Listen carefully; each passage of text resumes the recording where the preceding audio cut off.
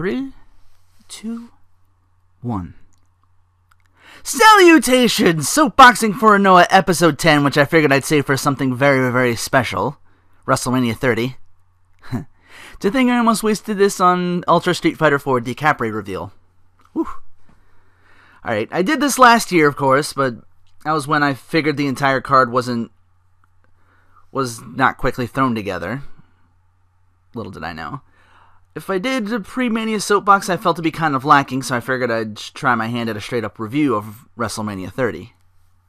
So, now, for some reason, I must have been the only one on Twitter to have missed the pre-show match, which is a 4-way tag. Correct me if I'm wrong. Rybaxel, Curtis Axel and Ryback, Los Matadores, the Real Americans, Cesaro and Jack Swagger, and the defending champs, tag champions, the Usos. And the tag champs retained, and the Real Americans split, which is probably more for Cesaro to be pushed forward. More on that later. Kickoff time. The opening package looks really good. Like a lot of the... You get the Mardi Gras, and you get like interspliced with Mania moments at the background, like Shawn Michaels on the wire coming down for the Iron Man match, I believe. Austin at WrestleMania 14 winning the title for the first time. Andre and Keenan on one of them little at WrestleMania 3.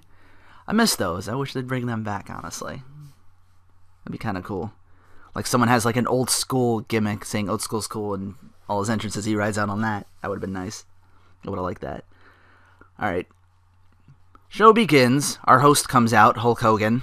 Flubs for a bit, calls the WWE Network the WWFE Network. Quickly recovering with that. But he also refers to the Superdome as the Silver Dome, which he covers by saying that he was just thinking about slamming Andre at Mania 3, so good save. As he's going on, glass shatters and Stone Cold Steve Austin comes out now. He says he's glad to be back in the Silver Dome too. So, get a little rise out of the fans. It looks like Stone Cold wants to fight Hogan again, and years ago maybe we would have had something like that, but we know how both of these guys are so protective of their spots. Austin says that exactly, and maybe we would have had something like that, but we know it's just talk. It's still really cool to see these two icons of the 80s and 90s, Golden Era and Attitude Era, in one ring coexisting. And then, to top that off, we get The Rock saying, it's Mania when all 5 of your senses are electrified. You can feel it, you can see it, and you can damn sure smell it. And he brings up very, very interesting points. He says that there's someone fighting to retain his legacy, and he wouldn't be doing so if someone wasn't telling kids to eat their vitamins and say their prayers. He says there's someone fighting to obtain greatness by bucking the system, defying authority, shattering the glass ceiling, and he wouldn't be doing so if someone wasn't flipping off authority figures and whipping their boss's ass. He says he feels very proud and very privileged to have faced both Austin and Hogan at separate Manias. He mentions that people get so excited there's a big increase in babies being born 9 months after Mania. Ends it with saying, it's time to rip t-shirts off, drink beer, get hyped for WrestleMania. All 3 close out the only way they can, culminating in Hogan going, "What you gonna do when The Rock, Stone Cold Steve Austin, Hulk... No. What you gonna do, brother, when The Rock, Stone Cold Steve Austin, Hulk Hogan, WrestleMania, and the Superdome run wild on you?" I had to do the Hogan thing. Anyway, our first match, Triple H versus Daniel Bryan, and this is to determine who the third man is going to be in that triple threat match for the World Heavyweight WWE Championship. That promo from Triple H with Stephanie last Monday about slaying all these false idols and pretenders to the throne actually got a rise out of me almost. Like, I usually go for the heels, but for this, I'm like, whew. Triple H right now playing he's playing like the tyrant the IWC made him out to be. He's using that to fuel the fire for this feud. It's just working beautifully, I gotta say. Give the devil his due, man. We didn't need a reason to cheer for Daniel Bryan, but any more than we already do, but we got even one more for you. It's proof positive why Triple H was is still one of their favorite heels of all time. Still probably one of the best heels of all time. One of my personal favorites. Stephanie McMahon in the ring first, who introduces Triple H as he comes out in this golden armor with red cape motif, was sitting on a familiar throne. It's like somebody touched up one of his older costumes when he fought The Undertaker the first time, whom the bell tolls for Metallica came out with that. It looks just like that, only it's now gold and the cape's red. And I'm thinking if he had long purple hair, he'd look kind of like Wolfgang Krauser. D-Bry comes out next. He's very low-key as compared to that. Just yesing along the way, just his usual entrance. The crowd is just eating it up. So, very interesting difference between these two. Triple H leaving the crowd in awe, while Daniel Bryan leads it in adoration. The match starts. Triple H goes for a handshake, which Daniel Bryan uses to almost pin the game right then and there. 18 seconds, maybe. Daniel Bryan wrestling as if his life depended on it, if his career depended on it. Which I guess is because his arm's all singed up. He's just going for like a lot of aerial offenses, getting the lion's share of the offense early on. Triple H trying to beat him down. More of a mat-based, ground-based game. He grabs Daniel Bryan, goes for a pedigree on the table, but it gets blocked, so Triple H then just grabs the injured arm and drops that on the table, gets back in the ring trying to go for a count out, which Daniel Bryan makes it back in, so Triple H gets to pick his spot and try to take Daniel Bryan down, focusing on that injured arm of his. 40 minutes in already, that Mania table is trashed a bit. It's not destroyed completely, but it's a little trash, so it's only got like 3 hours left and change. Triple H continues the beating, stopping one of Daniel Bryan's aerial moves with a shot to the face. He just like straight up punches him as he's trying to fly to the outside. Tries to put him in a crossface. Bryan struggles but makes it to the ropes to get out of that. Daniel Bryan fights his way back with a few suplex pin attempts. Either they're pin attempts or Triple H isn't fast enough to kind of roll over and get over to where it just keeps going with the suplex like a Three Amigos kind of thing or something like that. I don't know. Someone pointed that out on Twitter and it made me wonder if that was the case or not. Triple H does a release suplex of his own, like he picks him up and just lets him go and just flies. Daniel Bryan fights back with a top rope powerbomb of some sort. Daniel Bryan booting him into the corner, eats a clothesline, gets a kick off Triple H's head. He again goes to the top. Triple H meets him with a raised knee as he again gets into the crossface. He manages to fight out of it to get one of his own in, only for Triple H to make it to the ropes. Daniel Bryan continues to find top rope moves to hit Triple H with. Taking kicks to the chest, the yes kicks in the face while he's on his knees like that. Daniel Bryan gets another 2 count. I think it's his third of the match so far. D-Bry goes for that big running knee of his, and he takes that spine buster of Triple H's into a pedigree. 2 count. Beats him into the corner, tries for another pedigree, which Daniel Bryan continues to fight out of it. About to eat another release suplex. Bryan gets to his feet as he gets thrown, though. Lands on his feet. Big running knee. 1, 2, 3. Everybody's hype. Steph runs in. She's pissed.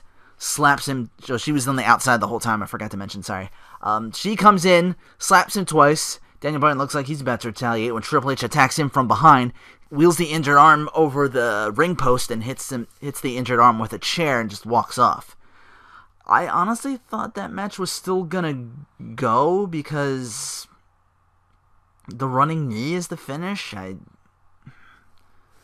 don't see it being as impactful for a finish, but there it is. I still feel like he should have been going for submissions, but he won with that. The next match, the Corporate Edge Outlaws come out. And yes, that actually is a thing. Road Dogg does his thing. He gets about maybe like a sentence or 2 off. Then gets interrupted by the Shield on like these half masks with a skull motif on it. Did the Shield just join a biker gang and no one's told anybody?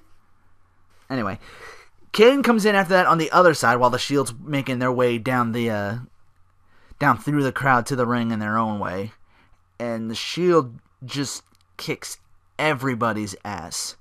Roman Reigns, I remember going for a Superman punch to Billy Gunn on the outside, but he does it with like a kick, so it's kind of like a boot to the face or something. A triple power bomb to finish off, but It's with both Outlaws being picked up and they just drop. Done. Like, just totally squashed. WrestleMania always has that one match where it's just like, we're going home, just a complete squash, because we got to make room for all the other matches on the card, and that happened to be the one. Anyway, cut to backstage. Sergeant Slaughter and Hacksaw Jim Duggan are playing with the Slam City memorabilia, merchandise and such. In comes Ricky the Dragon Steamboat. Looking at him, a little grayer than usual, but I'm still wondering if he can still go like he did against Chris Jericho back at Mania 25 with a bunch of other legends, and again, singles at Backlash, which I had to look up to see which WrestleMania it was.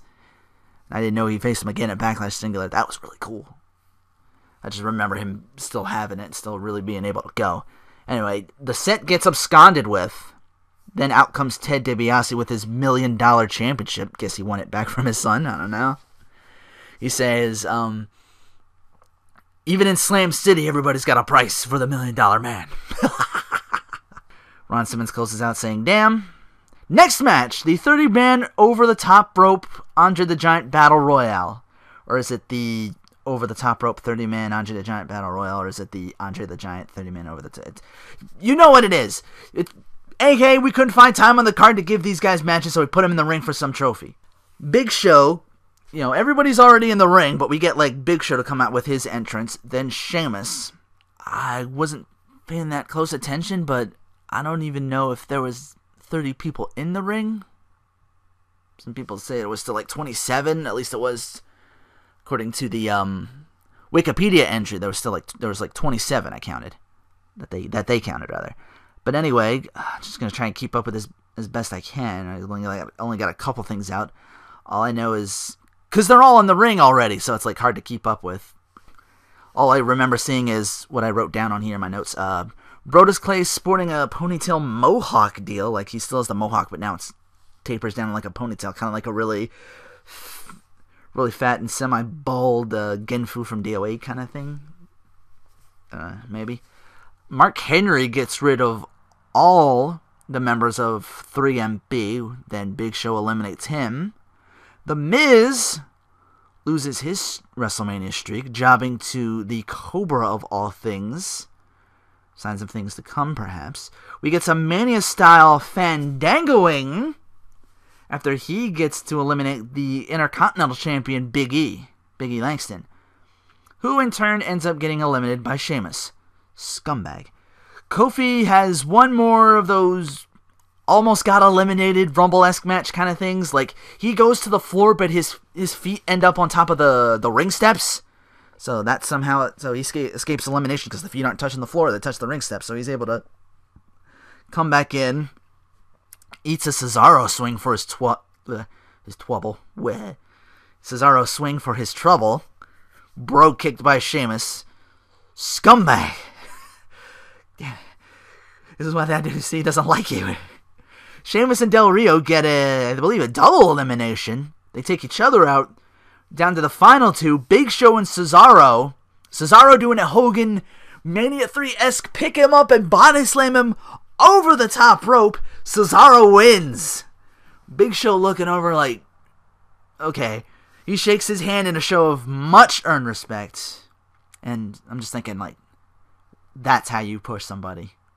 And I'm hoping, fingers crossed for him and Daniel Bryan, ideally fighting one another somewhere down the line, either for the World Heavyweight Championship or just a big-time pay-per-view setting. Next match, John Cena versus Bray Wyatt. Really, really good package, really nailing home when I feel like that Bray Wyatt doesn't necessarily have to beat John Cena to win. He just has to kind of a more well-thought-out embrace the hate kind of thing that Kane was doing. Anyway, the Wyatts are here. Mark Crozer live, Bray in a t-shirt reading "All Hope is Lost." Cena comes out with a normal entrance. Not his usual pomp and flair he usually gets for his Mania entrances. Maybe it's foreshadowing almost, I felt like maybe he's on his way out or not quite the star anymore, and he's not. Daniel Bryan has taken all of it now. Cena, no main event, no flashy intro. He's in what would be hour 2 of a 4-hour pay-per-view, which made me think back to what I initially was going to set the Soapboxing episode 10 on WrestleMania 34 when I was thinking of doing it pre-pay-per-view as opposed to post, nailing the point home what a difference a year can make, and it just made me think of that again here. Cena gets incensed early. He's being pushed around. He starts to beat on Bray, who is laughing the entire time, Bray. He's perhaps losing the match, but winning the war instead. Like I said, a stronger rise above hate angle we have in it's how subtle it is. You know, I was thinking back to last Monday where John Cena had to wear the sheep mask and onesie just to sneak up on the Wyatts and get a little comeuppance on Cena, who was actually very rarely on the short end of all of the offense in the coming weeks since that time. A little more subtlety to it. I like that. I like it when it's open to our interpretation instead of being told what's happening or how we should feel. Anyway, back to the match. Bray getting some offense. Then Cena comes back. Cena flashes a smile, showing off the usual Cena we've come to disagree with. He goes for a 5-knuckle shuffle, and he just stops and falls over himself in fear, seeing Bray get up and do that crab exorcist walk that he does.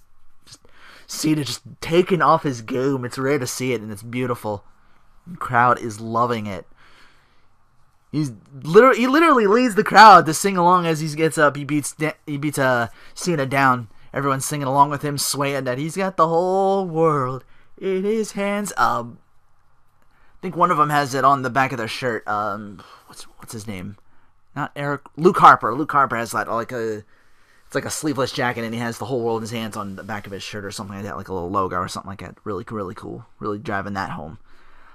For once, this sort of quiet crowd usually starts to lead to an eerie feeling throughout this match, and then it starts to build. It's very slow, kind of rise and fall, really.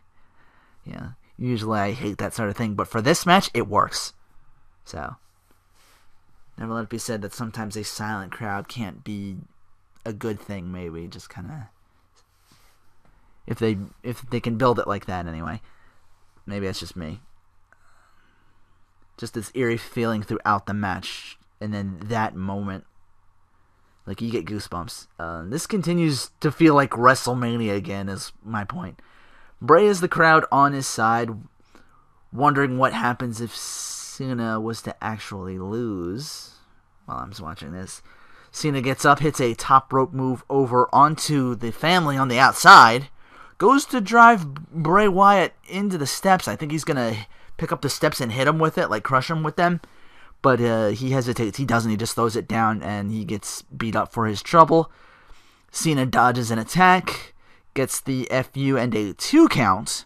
The family sneaks in with their shots as Bray goes for a cover and gets a near fall on his own. Cena gets back, drives Harper through the barricade on the outside. Bray tries for Sister Abigail, but instead Cena reverses it, gets caught in his submission, but Bray makes the ropes. Bray tries to get a cover again, but doesn't.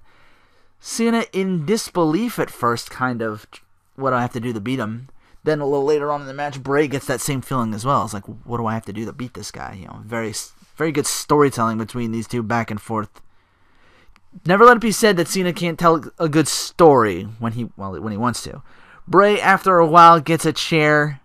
He tosses it to Cena, going for maybe a disqualification win, thinking Cena's pretty incensed. He's going to hit me with this thing, man. But instead, he goes for Eric Rowan instead, who's sitting on the outside. Somehow not a disqualification right there. Cena fights off another Sister Abigail, gets the FU and the victory.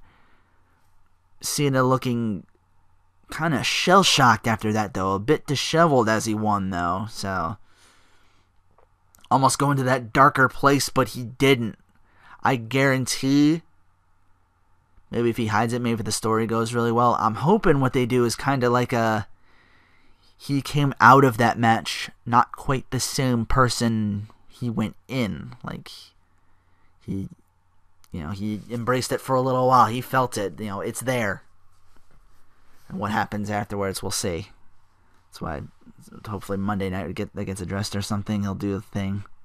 Anyway, class of the Hall of Fame 2014 intro. I didn't actually see the Hall of Fame itself. I was in a stream watching other things. But I heard on Twitter how Mr. T went on a mother-laced rant overstepping his time. Carlito Colon with a jab of some kind to the WWE. Ultimate Warrior on last. Razor Ramon had a really good line saying that bad times don't last, but bad guys do. Thought that was pretty awesome. Also leading with Hey Yo, which is, of course, how can you not? That night had to have been something. I didn't have the network, just because I'm a little skeptical of how that would work out, because they were saying earlier on Twitter like there was like sound issues with WrestleMania and stuff like that, so I was a little like hesitant to get that, so I got this on whatchamacallit. That's probably why I didn't see the pre-show, because it was on the network. Anyway, Daniel Bryan in the meantime being checked on in the back because his arm's just wrenched up. He's getting more taped up or whatever for his match where he has to fight for the title. Our next match is The Beast versus The Streak. And we get a really powerful Heyman promo, as always, his take on things, culminating with him saying, "Eat, sleep, conquer, repeat. Eat, sleep, conquer, the streak." I didn't get all of Brock's actual entrance. I came back at the end of it because I went somewhere. I was just in time to see the Undertaker's promo package as he's coming out. Coffins marked with numbers and the names of those who tried to beat Taker at Mania and failed. And right at the end is number 22, Brock Lesnar. He walks out with a bit of kind of an old school, new school fusion. He's got the older Undertaker hat with that newer leather coat with the look with the straps and all that. But not really straps, kind of. He sets the coffin, no doubtedly marked Brock Lesnar, at the end, ablaze. He does a slow saunter to the ring. We see as lights come on, it's like a black with a red trim kind of outfit he has on. Somebody on Twitter mentioned the length of that entrance was 5.5 minutes total. So, I'm looking at this match. I'm already kind of worried because Brock there's no subtlety with him. There's no slowdown with him. Just beats the shit out of you. Like, I thought we were going to get maybe like a beat down fight with Brock and Undertaker like we'd seen when he came up with Cena. Those two just like annihilated one another. And again, it harkened back to Brock in his early days, in his prime, when he first started, when he was just the next big thing. He beat the Undertaker inside a Hell in a Cell clean. At least I think he was. I don't know. It's been a while. Both men starting off slow, going with strikes. Nothing too big, easy pace to start. Taker using his strength before Brock Lesnar starts to outfight him and try to take his limbs out with strikes, but Taker continuing to fight back. There's this one part where it looks like he's about to go for something, but Taker catches him. Like he either suckered him in, or it's that veteran wherewithal to counter Lesnar and rally back. Both men just looking really sweaty and really red, especially Undertaker. My worries for this match really starting to be confirmed here. Lesnar takes a choke slam. He kicks out. Taker gets F5'd. He kicks out. Taker gets in. He tries to get up, but Taker locks in the Hell's Gate submission, only for Lesnar to pick him up and drop him, just like power through. Brock slowly goes after Taker again, gets caught in the Hell's Gate again, which Brock again powers out the second time. This time Taker goes for Brock after getting up. Then Brock locks in his Kimura lock, which Taker reverses on his own somehow, and locks Lesnar in with the Kimura lock on Brock. He gets to the ropes, he gets out. Taker then tries to go up for old school, but he looks kind of spent, and he gets pulled in by Brock, eats a second F5, again kicks out at 2. Heyman just screaming at Lesnar to finish him off. He's taking this match away from you. Finish him. Beats Taker in the corner with mounted punches. Taker grabs him, picks him up, holds him for a last ride. Bam. All right, now he's waiting for Brock to get up. Tombstone pile driver for almost a 3. Taker sits up again, signaling for a second tombstone. Brock counters into a third F5. 1, 2, 3.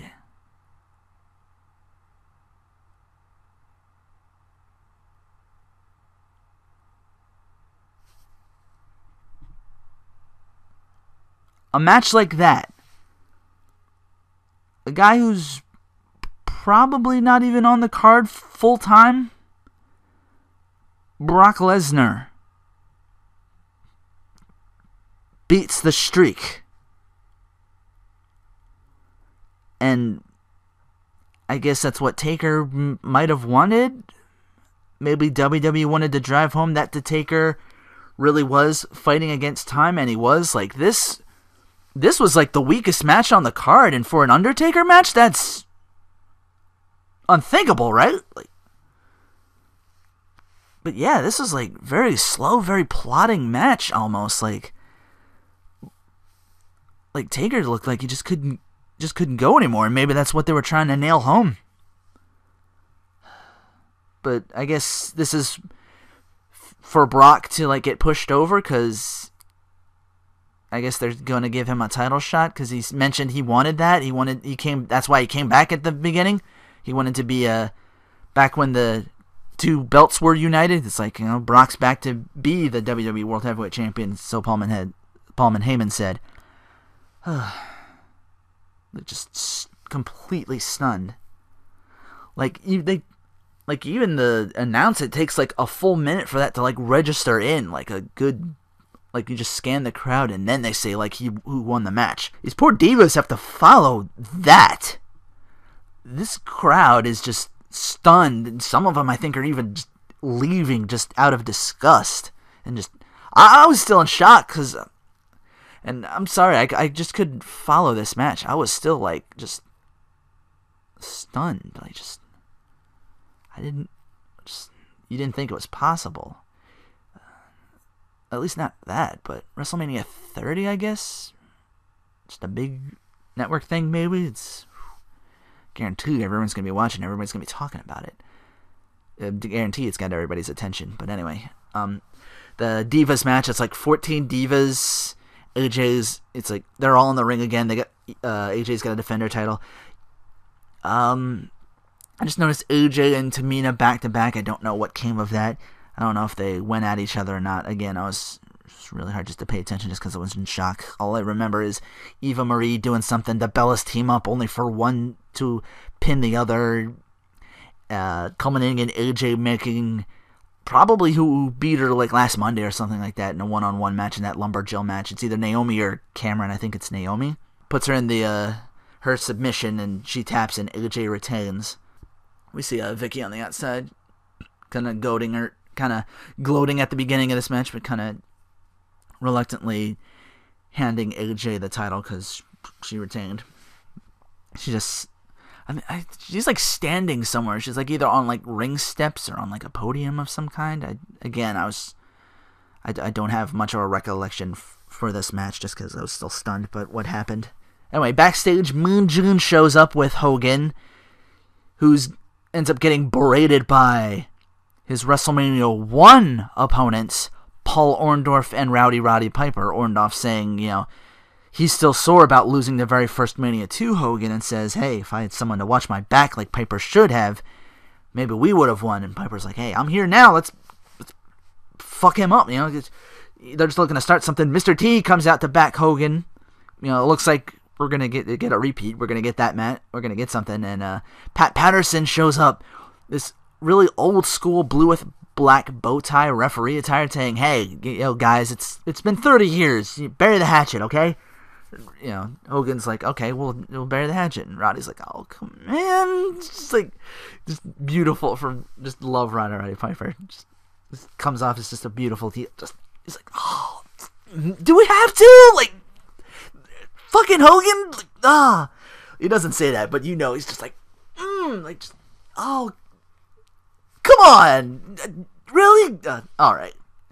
Yeah, it's reluctant, but, they bury the hatchet, they all shake hands, and everything's cool. Struggling to write the rest of this, because again, I'm still kind of in shock, but hopefully a little more, trying to remember. Triple threat time for the WWE World Heavyweight Championship. Orton comes out first. The champion comes out first, which is weird. He is holding both belts up with a live Rev Theory performance. Batista coming out to boos. No live saliva, no pyro. So much for that Hollywood swagger, I guess. Daniel Bryan coming out again, his arm even more taped up. It's, again, my recollection's a little weird. I remember it's mostly Orton versus Batista to start off with, just because D. Bryan, they probably beat him up on the outside. D. Bryan goes for a submission. I came into this match like when Triple H and Stephanie come out, and they bring out who we thought was fired. They bring out Scott Armstrong, the crooked referee, who screwed Daniel Bryan back at, it was the pay-per-view after SummerSlam when he thought he won the title the second time and then took it away from him because Scott's, that whole thing. He gets a 2 count only. Armstrong getting kicked in the face for his trouble by D. Bryan drops on all 3 on him, Stephanie, and Triple H on the outside. The first referee who got knocked down, I think Triple H knocked him down. He pulls him to the outside as he's about to make a count. This is what happened, and then he throws in Scott Armstrong. So the first ref awakes to count a Daniel Bryan pin attempt. Orton attacks and breaks it up. They're on the outside. Batista and Orton putting aside their differences for the moment to just punish Daniel Bryan, culminating in a Batista bomb. He goes for a Batista bomb, but it ends up into an RKO through the table. Daniel Bryan gets carried out on a stretcher now. Batista capitalizing on the confusion, beating up on the attack. He beats up Orton, throw them back in the ring. There they go. Orton not going down with a fight, dropping Batista on the floor with that that DDT kind of thing, where the feet are on the ring, but he does it on the outside, Batista's feet are on the ring and they're out to the floor on the outside. D-Bry gets out of the stretcher.